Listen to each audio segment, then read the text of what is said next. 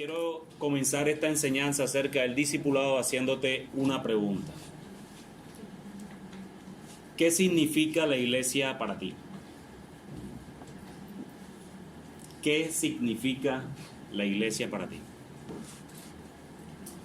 Hermano, el cuerpo del Señor Jesucristo. Alzaste la mano.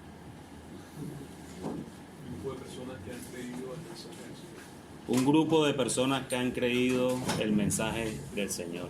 Quizás ames esta iglesia, amas a la gente, te encanta la predicación y los cánticos, estás deseando asistir el domingo y tienes comunión con otros miembros de la iglesia a lo largo de la semana. Tal vez tu iglesia sea solo un lugar en el que apareces un par de veces al mes.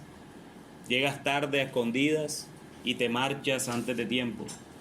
Nosotros estamos convencidos de que la iglesia local es donde Dios quiere mostrar su gloria a las naciones. Y nuestra responsabilidad como miembros de ella es capacitar a los santos para esta tarea. No es coincidencia, mis hermanos, que los jueves estamos estudiando todo el tema de la evangelización. Y hoy comenzamos esta serie del discipulado. Estamos convencidos de la necesidad del pueblo de Dios de aprender a evangelizar y de aprender a discipular. Pero para ello deben ser discipulados, deben ser enteramente preparados para toda buena obra desde la palabra de Dios. Una marca importante de nuestra iglesia es una preocupación general por el crecimiento de ella. Según se describe el crecimiento en la Biblia, esto significa miembros que crecen, no solo números. Cuando hablamos de crecimiento, no estamos hablando de crecimiento en número. Estamos hablando de crecimiento a nivel personal, cada uno de nosotros, en el sentido espiritual. Algunos hoy en día piensan que una persona puede ser un cristiano bebé durante toda una vida. El crecimiento es tratado como algo opcional extra para discípulos que tienen celo por la palabra de Dios. Sin embargo, el crecimiento es una señal de vida. Si un árbol está vivo, crece, ¿cierto? Si un animal está vivo, crece. Estar vivo significa crecer, y crecer significa madurar y avanzar por lo menos hasta que llegue la muerte. Pablo esperaba que los corintios crecieran en su fe y que los efesios crecieran en todo en aquel que es la cabeza, esto es Cristo. Pedro exhortó a sus lectores: desead como niños recién nacidos la leche espiritual no adulterada, para que por ella crezcáis para salvación. Es tentador para los líderes y pastores de la iglesia y aún para algunos miembros reducir sus iglesias a estadísticas manejadas de asistencia, bautismo, ofrendas, membresía. Esta clase de crecimiento es tangible, esto se puede tocar. Sin embargo, dichas estadísticas están muy lejos del verdadero crecimiento descrito por los autores del Nuevo Testamento y deseado por Dios. Entonces, hermanos, ¿cómo sabemos que los creyentes están creciendo en gracia?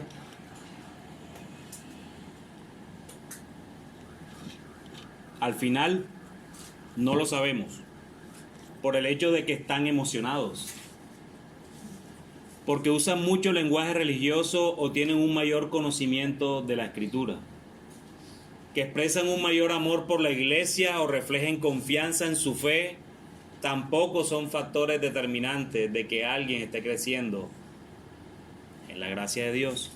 Ni siquiera podemos estar seguros de que los cristianos estén creciendo porque parezcan tener un celo externo por Dios.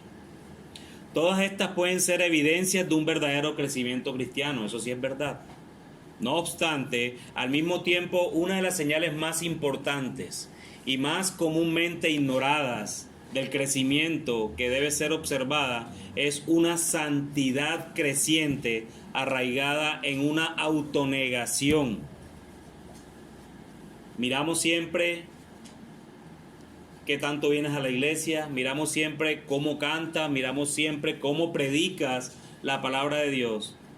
pero dejamos este tema de lado y que mucho miedo le da a la gran mayoría de cristianos: la santidad de Dios.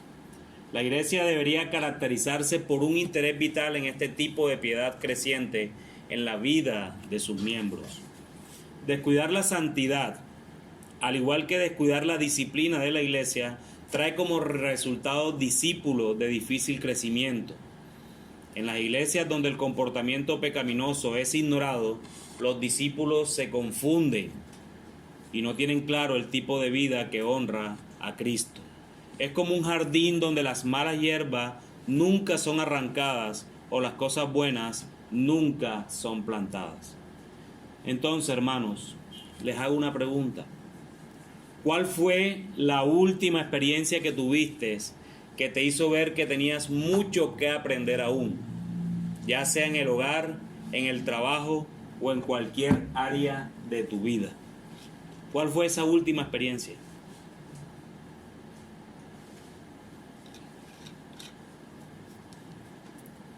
¿Cuál fue esa experiencia que te hizo pensar, hey, no sé nada?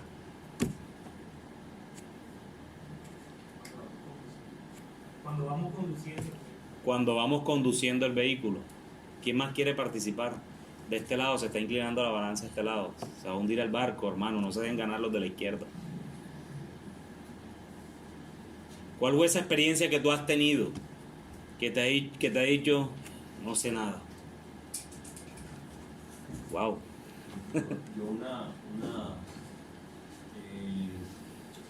una enseñanza o una exhortación de un hermano, bueno, en las redes sociales, un pastor, que colocaba el ejemplo que solamente en la iglesia, el único lugar donde se permite que una persona con tantos años de tiempo haciendo en un mismo oficio, es el único lugar donde no importa si aprende de esas cosas o si realmente está creciendo. Pongo el ejemplo que si un albañil tiene 20 años de estar haciendo una obra, cuando tú le digas, mira, explícale a este jovencito que está llegando el primer día a la obra cómo se pone un ladrillo, y que él diga, no, yo la verdad no sé cómo hacerlo, pero ¿cómo así? Que tiene 20 años haciéndolo y no sabe. Dicen, la iglesia es el único lugar donde se permite eso, que una persona que tenga años de estar creciendo, se supone en la iglesia, luego diga, no, yo no puedo hacerlo, no puedo discipular o enseñar a otros. Entonces eso me confrontó mucho porque es verdad, es el único lugar donde permitimos como que eso valga. Exactamente. Por ello, hermanos, toda esta serie estará enfocada en el discipulado. Ser un discípulo es ser un estudiante, alguien que aprende e imita a quién, a su maestro. Como discípulos de Jesucristo, todos estamos llamados a aprender continuamente de Él y seguirle en cada área de la vida. Prácticamente hablando, esto significa que necesitamos entender que el discipulado es un proceso que dura toda la vida. El discipulado no es un curso que hacemos de 10 clases y cuando terminas tú dices, bueno, ya soy discípulo de Jesús. No, hermanos, eso no funciona. Eso no funciona. Eso te puede ayudar, pero eso no es el discipulado. El discipulado es un proceso que comienza el día que creíste en Cristo y terminan, ¿saben cuándo? ¿Cuándo? Cuando estemos cara a cara con el Señor. Amén, mi hermano. En esta vida ninguno de nosotros es un producto terminado. Todos necesitamos progresar continuamente como discípulos. Y comenzaremos esta serie con la necesidad del discipulado. Y quiero dejarles en sus mentes, hermanos, la idea principal de este tema del día de hoy, el cual es el siguiente. Grábense esta frase corta. Ninguno de nosotros es perfecto. Todos necesitamos crecer como discípulos de Cristo. Ninguno de nosotros es perfecto. Todos necesitamos crecer como discípulos de Cristo. Quiero que me acompañen, hermanos, a la carta que el apóstol Pablo le escribió a los Filipenses en el capítulo 3, versículos del 12 al 21. Ese es el texto base de esta enseñanza. Filipenses capítulo 3, versículos del 12 al 21.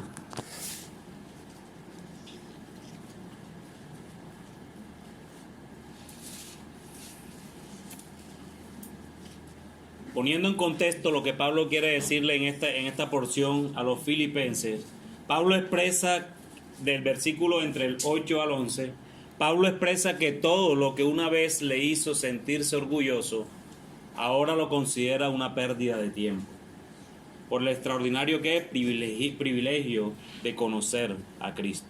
Entonces, explica por qué perdió felizmente todo eso y más. Le permitió conocer a Cristo, dice Pablo, compartir su sufrimiento y alcanzar la resurrección de los muertos. Si lo leyéramos hasta ese versículo 11, quizás podríamos pensar que Pablo estaba diciendo que él había madurado hasta la perfección. Si lo dejamos ahí, todo lo tengo por basura por el conocimiento de nuestro Señor. Quizás si se queda en ese versículo 11, podríamos decir que Pablo ya llegó a la perfección.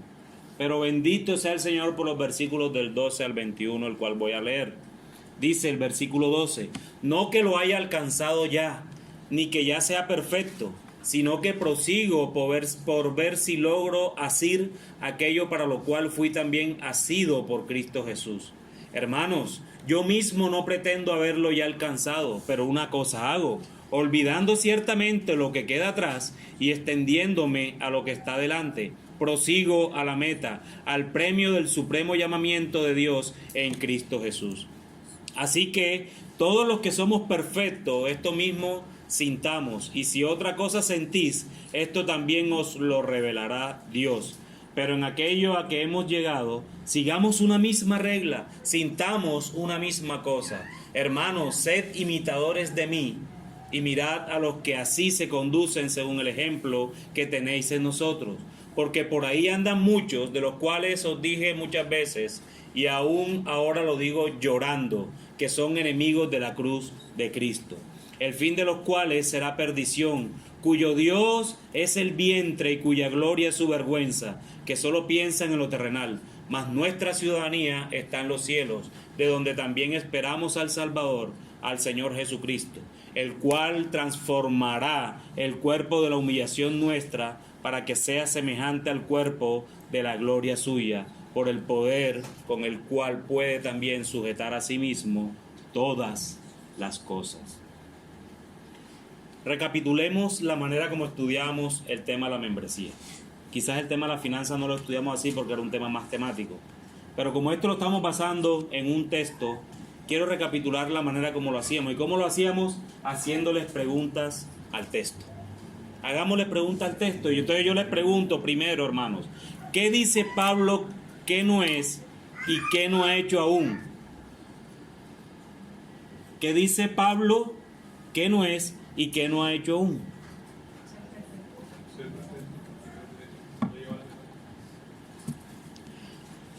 Ha dicho dos cosas, ¿cierto? Pablo dice que él aún no ha sido perfeccionado y que aún no ha alcanzado la resurrección. Eso lo dice entre los versículos 12 y 13. Si es así como el apóstol Pablo se veía a sí mismo, entonces, hermanos, ¿qué nos dice esto sobre cuáles deberían de ser nuestras actitudes hacia nosotros mismos?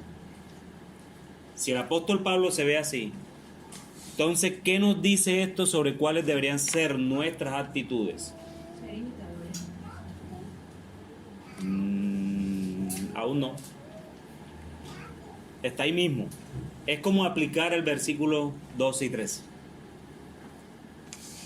Si esta es la manera en que el apóstol Pablo se veía a sí mismo, nosotros también entonces deberíamos vernos como no perfeccionados todavía y reconocer entonces que todos necesitamos crecer como cristianos. Si no hemos sido perfeccionados, necesitamos crecer como cristianos. Si tú no eres perfeccionado, entonces automáticamente estás diciendo que necesitas ser perfeccionado. ¿Y cómo podremos ser perfeccionados si no llegamos al conocimiento de Cristo? No podríamos ser perfeccionados. ¿Por qué razón Pablo se esforzaba para obtener un conocimiento más profundo de Cristo? Esa es la tercera pregunta que está allí. ¿Por qué razón Pablo se esforzaba para obtener un conocimiento más profundo de Cristo.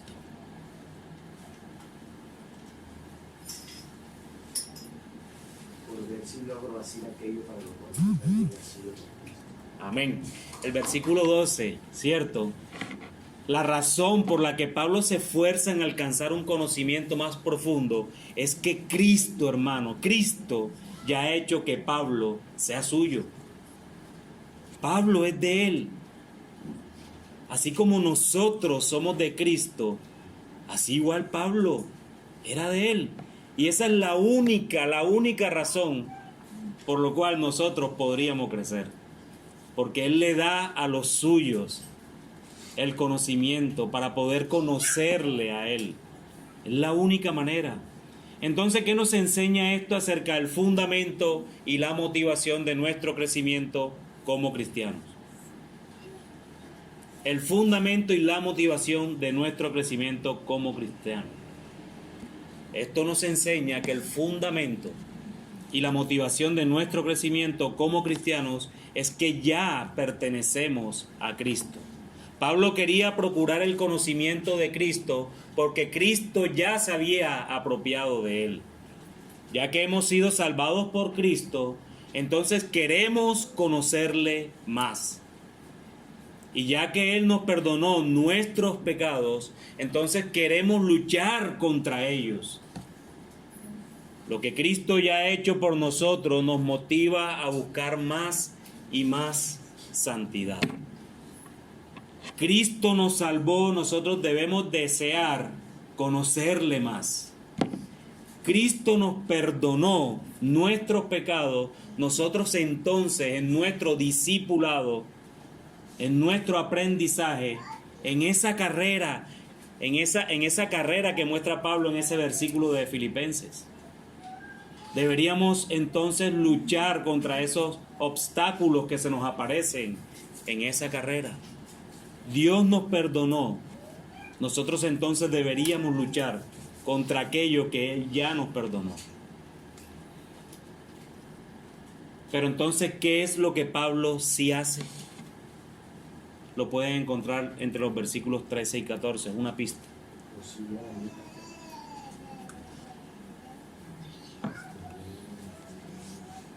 Hermano. Lo que dice ahí, olvidando ciertamente lo que queda atrás y extendiéndome a lo que está adelante, prosigo a la meta, al premio del supremo llamamiento de Dios en Cristo Jesús. Exacto, entonces ya vemos que Pablo, desde el versículo 12 está diciendo, no es que ya sea perfecto. Y eso es lo que Pablo realmente está afirmando.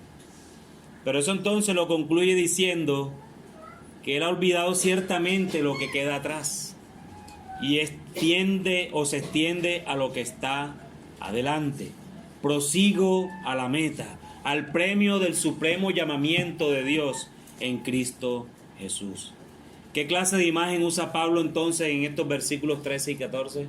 ¿A qué te recuerda, por ejemplo? ¿O qué nos enseña esto acerca de la clase de esfuerzo que deberíamos hacer para crecer como cristianos?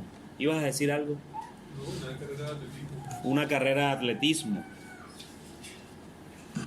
¿Quién más quiere opinar? Porque él apenas contestó quizás la imagen que usa Pablo. Pero ¿qué hay a qué te recuerda, por ejemplo?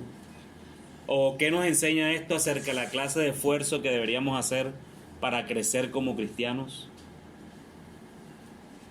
Píntense la imagen. Ya él dio el ejemplo. Una carrera. Atletismo, ¿cierto? Dijiste. ¿Qué hace el atleta para poder llegar a la meta? Entrena, se esfuerza. Es más, yo no voy a usar un atleta, pero al final termina siendo un atleta. Yo no sé si ustedes han visto alguna vez, y esa imagen me impactó, creo que hace poco la vi y un hermano me preguntó acerca de ella, de un ciclista de hace muchos años que se llama Lucho Herrera. Era de los 80, yo quizás no había nacido.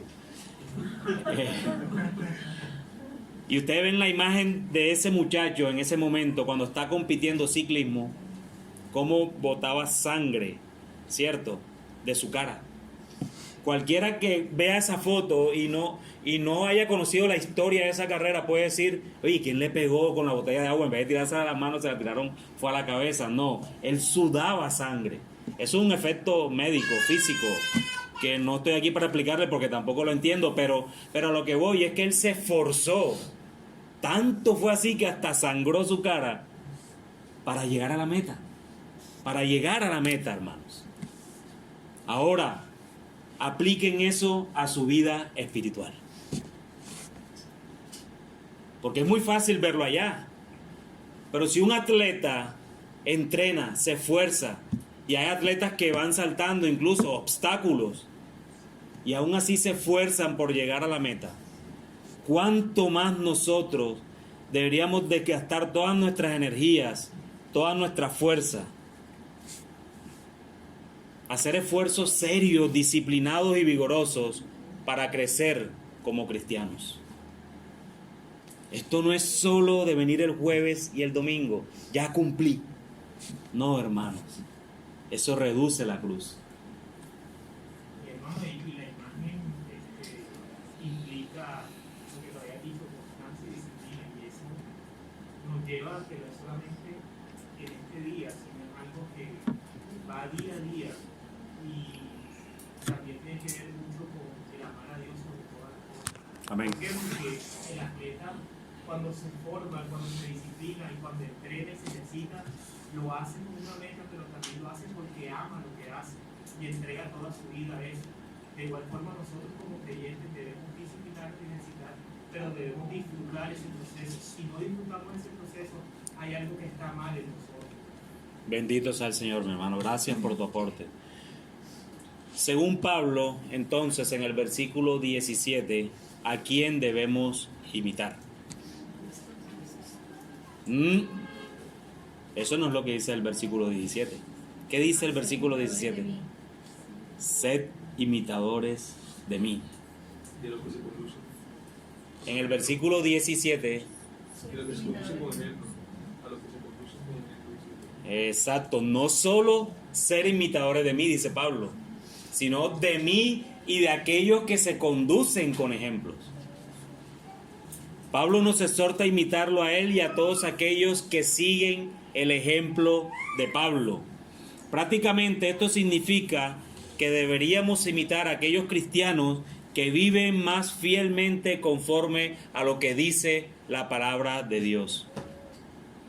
Específicamente en otro texto, en Hebreos capítulo 13, versículo 7, la Biblia dice que debemos imitar a los líderes de nuestra iglesia. Y aquí quiero hacer un paréntesis para los líderes de esta iglesia. Hermanos, líderes de Iglesia Bíblica de la Ciudad, esto es serio. Esto es serio. Toda la iglesia los está mirando. Deben saber cuánta responsabilidad tienen delante de Dios solo por esto. Esto no se trata de que cuides tu imagen, no. Esto no se trata de cómo vistes. Esto no se trata de qué tan bien expones. Esto no se trata de qué tan bien cantas. No, hermano. Esto no se trata de esto. O ni siquiera se trata de cómo tocas los instrumentos, quizás. Esto se trata de cómo imitas a Jesús. De eso es lo que se trata. De cómo imitas a Jesús. Pablo decía, sed imitadores de mí, porque estaba seguro que su vida imitaba a Cristo. Y eso solo lo garantiza nuestro crecimiento. Cierro paréntesis para los líderes. ¿Qué nos enseña entonces esto acerca de la manera en que debemos crecer como cristianos? Ya vimos lo que dice el versículo 17, pero entonces, ¿qué nos enseña esto acerca de la manera en que debemos crecer como cristianos? El que Pablo nos instruye a imitarlo a él y a otros ejemplos, nos enseña que debemos crecer a través de la imitación. Esto es, debemos seguir otros ejemplos piadosos, observando sus vidas, desarrollando relaciones con ellos e imitando cómo obedecen a Jesús. Pero entonces ahora abro otro paréntesis. Ya a los líderes no, ahora le hablo a la iglesia completa. El hecho de que estemos buscando o mirando a quizás aquellos que dentro de la misma iglesia sean más maduros que otros, porque créanme, Dios da el crecimiento, pero no lo da de la misma forma en todos. Pero créanme algo más. Aún estos que podemos decir que sean más maduros en la fe, les garantizo que aprenden de aquellos que quizás no lo son. Hay ciertas cosas que unos enseñan a otros. ¿Cómo puedo ver de pronto un hermano que teológicamente no es experto ni mucho menos, pero que sirve al Señor con una pasión? Eso es un ejemplo. Iglesia, les ruego, ahora no estemos buscando el error en los líderes de la iglesia, que ese es el otro lado. Es que Alejandro nos está diciendo que tenemos que imitar a los líderes. Ahora vamos a buscarles el error. No caigamos en eso. Un corazón que solo se concentra en buscar el error en otros no es piadoso. Además, porque seguro, y de eso sí se lo garantizo y no soy profeta, de que si tú buscas un error en un líder, lo vas a encontrar. Porque ningún líder de esta iglesia es perfecto, ni de esta ni de ninguna. Aún Pablo no había sido perfeccionado. Lo que debes buscar, lo que sí debes buscar, es imitar la vida piadosa. Y si tú crees que ves algo que no está conforme a la Escritura, en cualquier hermano de la iglesia, tienes que acercarte con amor, y decirle lo que instruye la Escritura. Entonces, hermanos, cierro el paréntesis para la iglesia también. ¿Qué nos enseña esto acerca de la manera en que debemos crecer como cristianos? La imitación. Eso es lo que dice el texto, la imitación. Pero no solo la imitación, sino la instrucción, la lectura, la oración. Todos estos son aspectos o medios de gracia, como se conocen, que el Señor nos ha dado para crecer espiritualmente. Por eso es necesario, por eso la necesidad de discipularnos constantemente. Pero en los versículos 18 al 19, ¿qué amenazas menciona Pablo para nuestro fiel seguimiento de su ejemplo piadoso y el de otros? ¿Por qué esta amenaza nos hace ver especialmente la importancia de seguir ejemplos piadosos? La imitación es buena, no es mala, pero tenemos que saber a quién imitamos también. Y nosotros no imitamos la manera como visten los hermanos, ni como cantan, ni como predican. Nosotros lo que podemos imitar es su piedad, la manera como ese hermano se relaciona con nuestro Señor. Eso es lo que debemos imitar realmente. Pero ¿qué amenazas menciona Pablo en el versículo 18 al 19 para nuestro fiel seguimiento?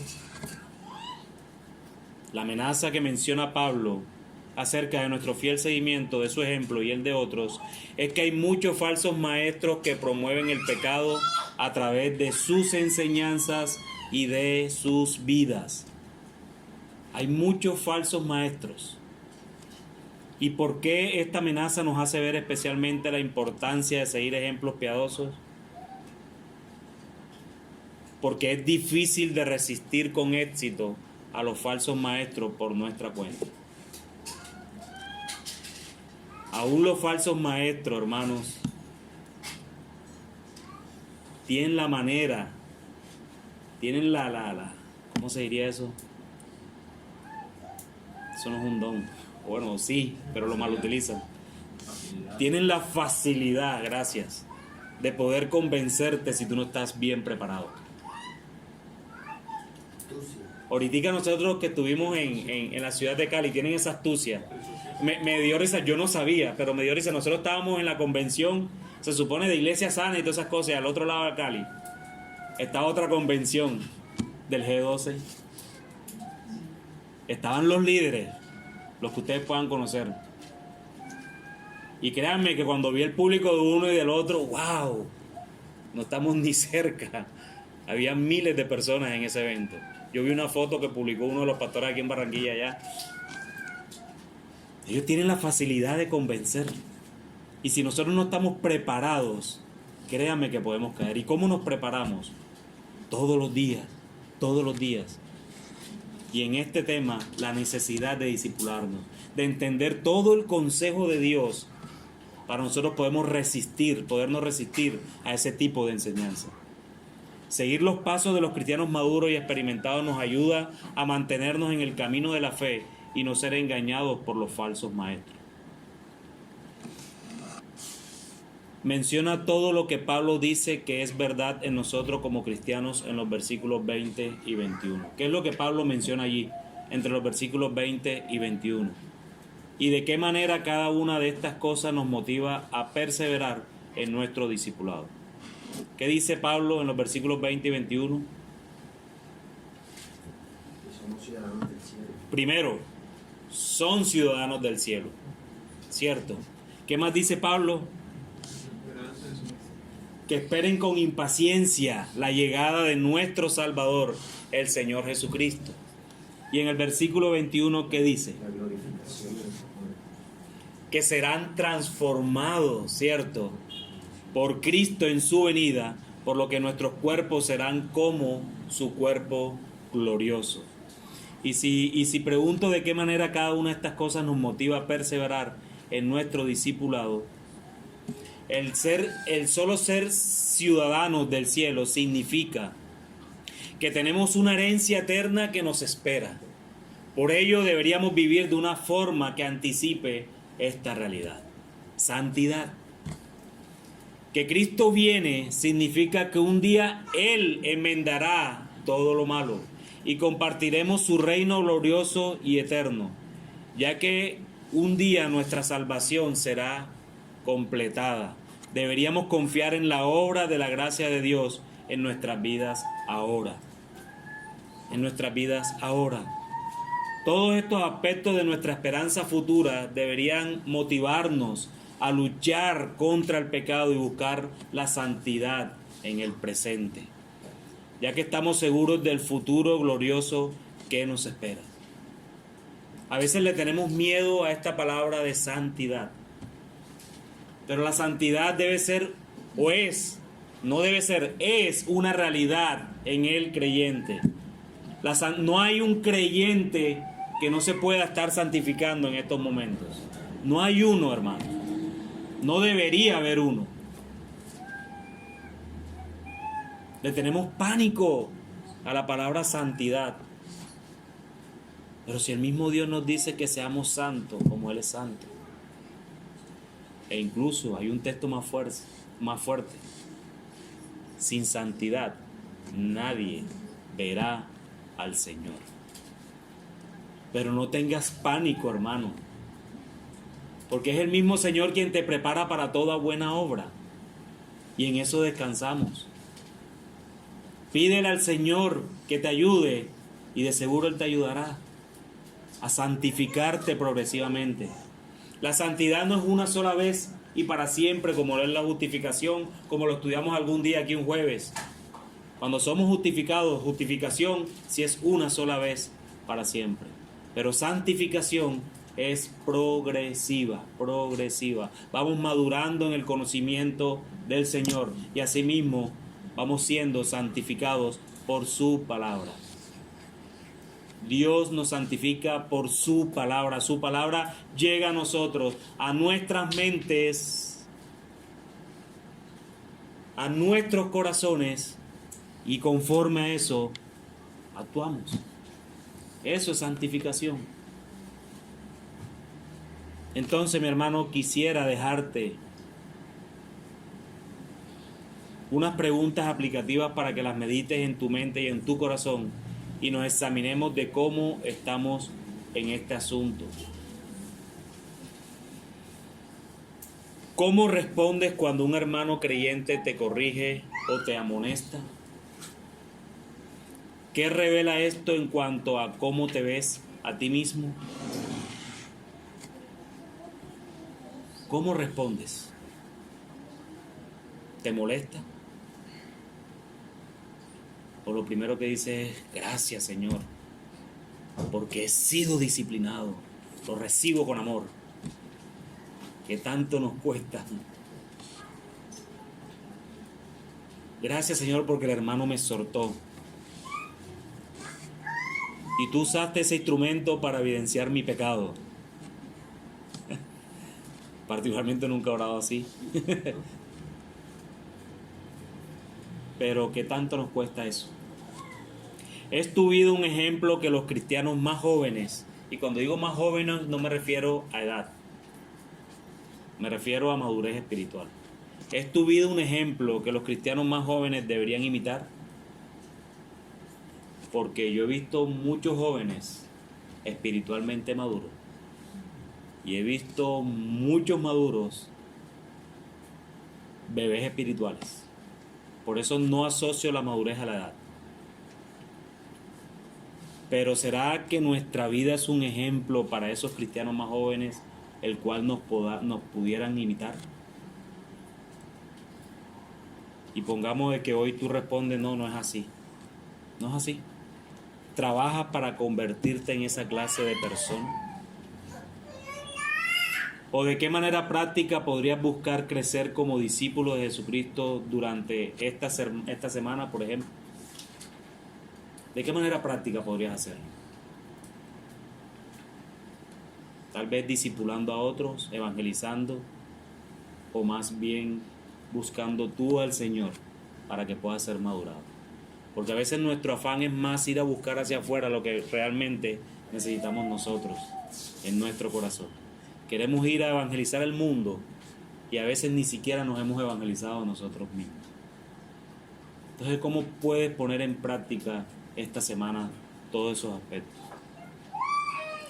Hermanos, venir solo los jueves y domingos no es suficiente. He insistido con esto, creo que la tercera vez. No es suficiente.